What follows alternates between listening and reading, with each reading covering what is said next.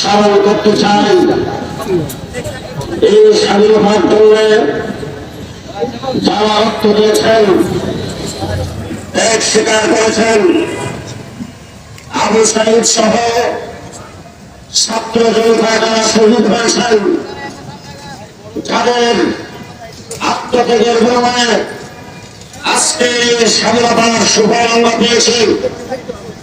দ্বিতীয় নম্বরে স্মরণ করতে চাই বাপের শেষ রূপ পাইয়ে পেট ভরে না আল্লামা হুসেন কাসেমি রহমতুল্লাহ জানাই, আল্লামা জোয়েদ বাবুনগরী রহমতুল্লাহ জানাই, মাওলানা নুরুল ইসলাম সাহেব রহমতুল্লাহ জানাই, তাদের স্বাভাবিক মৃত্যু হয় নাই, তাদেরকে হত্যা করা হয়েছে। আমরা তাদের প্রতিশোধ নিতে হবে।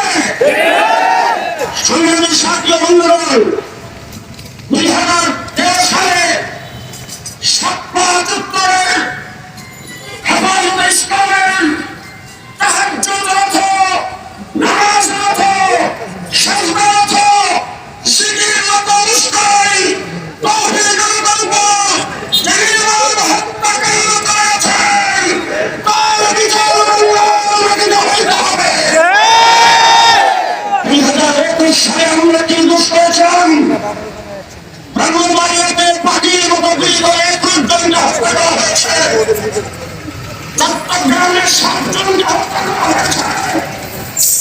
সেই রক্তের বদলে আমাদের বাংলাদেশের 12,000 আলেম ওলামায়ে কেরামকে গ্রেফতার করে বিনা বিচারে বিনা দোষে বৎসরের পর বৎসর কারাগারে প্রতিষ্ঠা করা হয়েছে।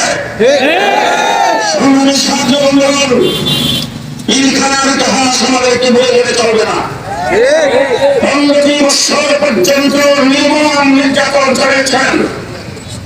15 বৎসর পর্যন্ত 15 বৎসরের ইতিহাস, রক্তের ইতিহাস, 15 বৎসরের ইতিহাস, নির্মম ইতিহাস।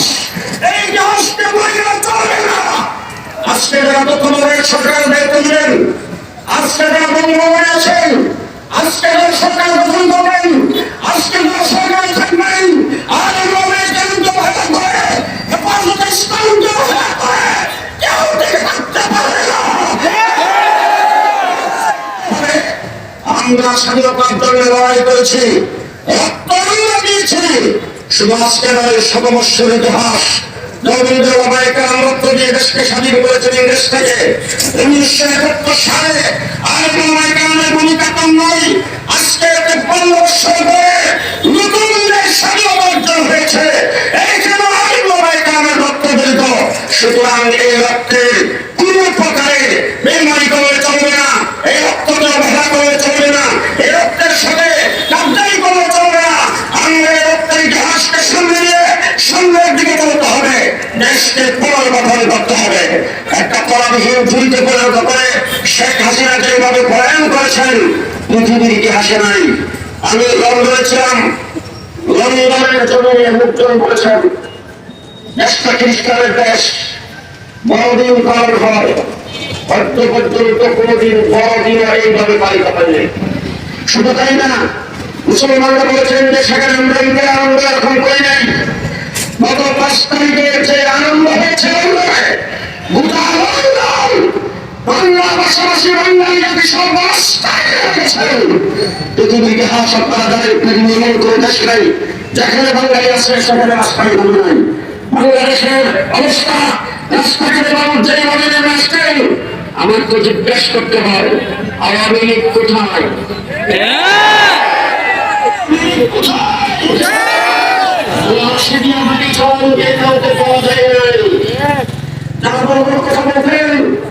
আমি একজন জিজ্ঞেস করেছেন আগের দিন, আমি বললাম পতন হয়ে গেছে, সামনে 24 ঘন্টার ভিতরে হাসিনা থাকবে।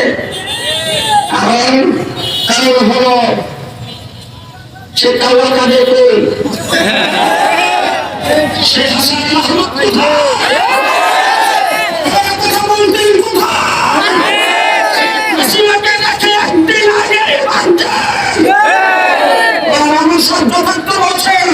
ছাত্র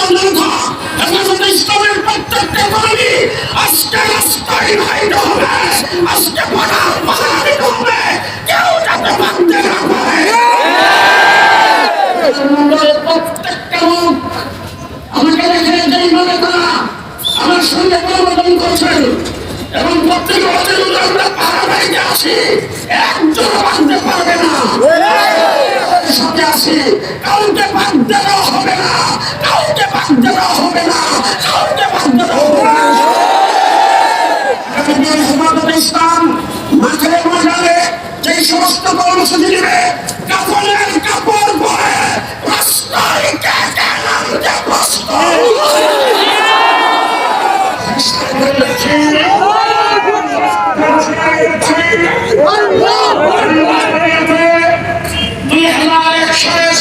শাহাদাত বরণ করেছেন, 2021 সালে ১৪ জন শাহাদাত বরণ করেছেন।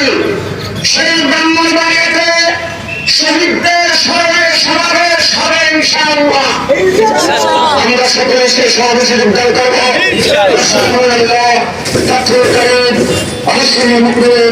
আসসালামু আলাইকুম ওয়া রাহমাতুল্লাহি ওয়া বারাকাতুহু।